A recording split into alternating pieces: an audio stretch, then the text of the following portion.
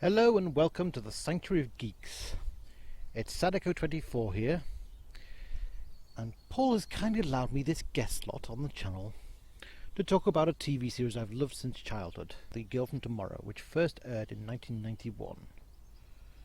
The Girl from Tomorrow was made by Film Australia, which was also responsible for Round the Twist and Escape from Jupiter. The central hero is Alana, a 14-year-old medical student from the year 3000.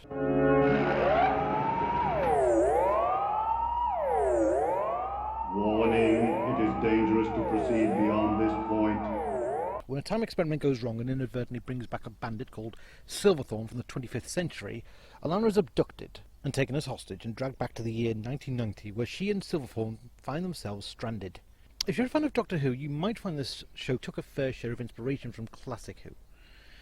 As many of you know, when Doctor Who first began in 1963 with the episode An Unearthly Child, the point of focus was not so much on the Doctor, but rather on his granddaughter Susan. It helps to think of the premise of The Girl from Tomorrow as taking the storyline of an earthly child, of a mysterious little girl from the future with advanced knowledge beyond her years, and based an entire series on our school life and her relationships with the modern world.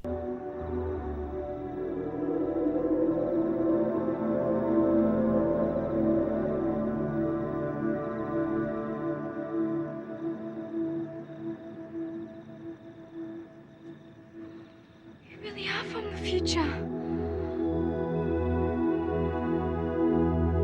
Alana manages to befriend a punk riot girl called Jenny and becomes essentially adopted by her family, who own a local deli shop.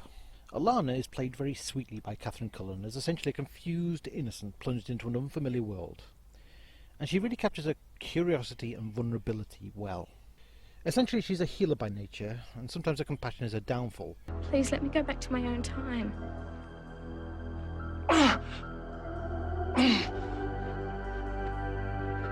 What's the matter?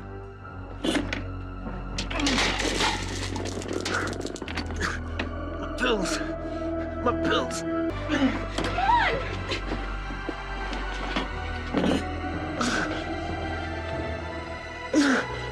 Alana, come on!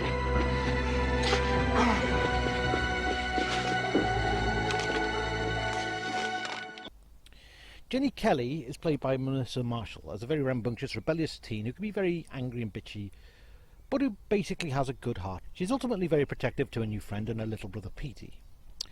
Her and Alana are essentially outsiders who learn a lot from each other's alien customs and wildly different personalities. Jenny brings a needed shrewdness to Alana's gullibility. She can be delightfully bitchy, and it's often a joy to see her be such a bad influence on Alana. And indeed, the longer the series goes on, the more saddening it is to realise that soon these best friends might have to part ways again forever.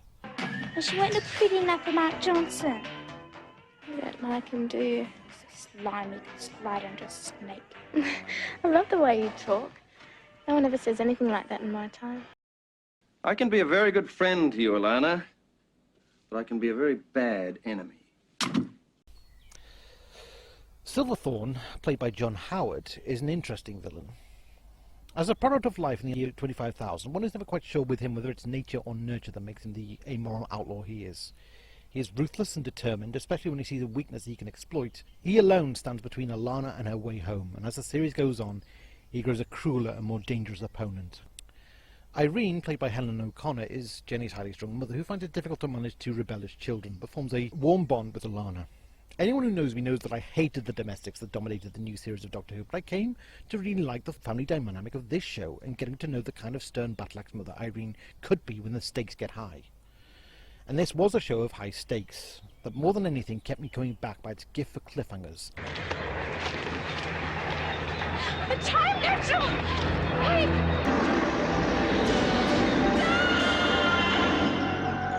You'll be very sorry. You understand? Yes, sir. Now get out! I can still remember how harrowing and captivating it all was for me at 9 years old, and how I dared not miss a single episode of the first pilot. In fact, I remember my whole family being hooked. Like Doctor Who at its best, it always leaves you wanting more. Now, if you look at the behind-the-scenes features on this series on YouTube, you'll see that the director, Catherine Muller, had a very eccentric style of engagement with the cast that effectively tapped into a child's imaginative view of the world. I really don't want to spoil anything about this show and on how it's all ultimately going to turn out. And so I'm going to have to be very careful with this second half of the review, where I talk about the sequel series, Tomorrow's End, in which we basically find ourselves stranded in Silverthorn's time. But you must let us go. You've scrammed the shields! Now Globecorp knows we're here!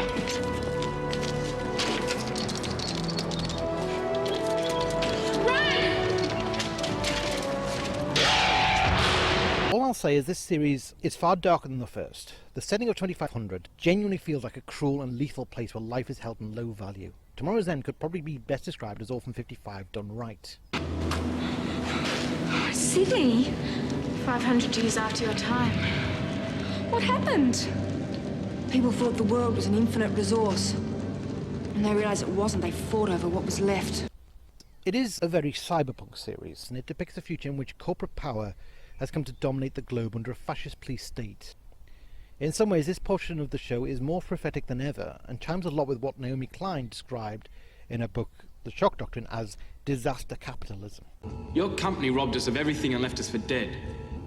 How can you survive without supplies from Earth? Long enough to do more damage. It's also incredibly well structured, with moments set up in the first episode paying off beautifully in the last. Since it never got repeated again, when I rediscovered the show in 2005 via an eBay seller who'd recorded all the TV episodes onto DVD, I couldn't wait to make the purchase, and I found that at age 23 I still found it as poignant and resonant as ever, and still able to take me back to being 9 years old again.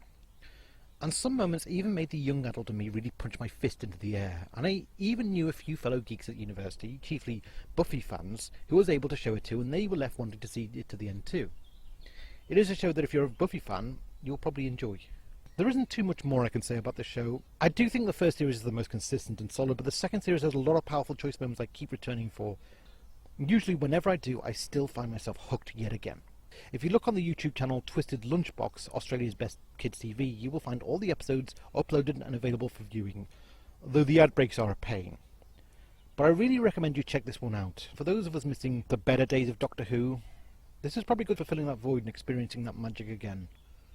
Just be prepared for it to sometimes be childish, and for it to sometimes get very emotional. This is Sadako 24, signing out.